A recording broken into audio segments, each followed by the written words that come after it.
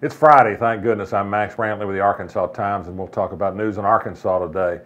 You know, like it or hate it, same-sex marriage and rights for lesbian, gay, bisexual, and transgender people is a civil rights issue of the day, and it's a big issue in Arkansas, just like it was in the South in the 1950s and 60s when we were on the end of the train fighting civil rights advancements for a minority.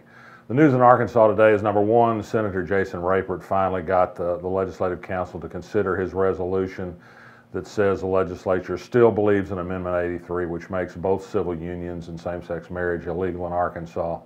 And it furthermore says that they ought to take steps to do something about judges who rule in ways they don't like on this issue. He's talking about removal of judges. John Walker, the legendary civil rights lawyer, was among those who stood up and said this was a terrible idea. It would be an end to judicial independence.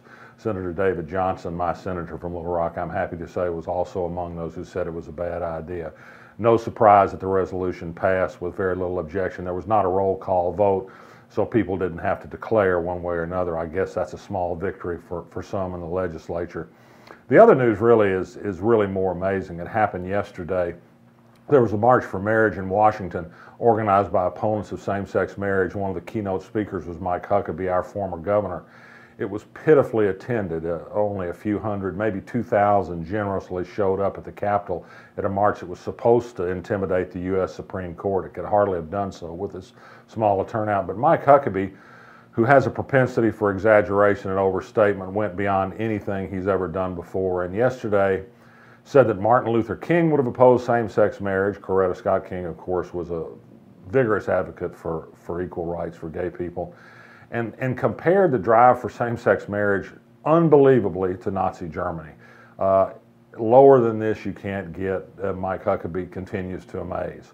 News today in Arkansas also on another front, Mike Maggio, the dishonored and essentially suspended circuit judge in Conway, went before the State Ethics Commission.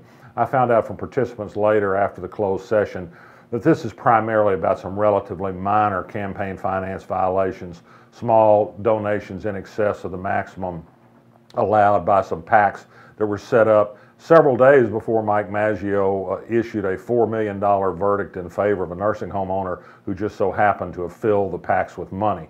But the Ethics Commission is only looking at very narrow technical issues.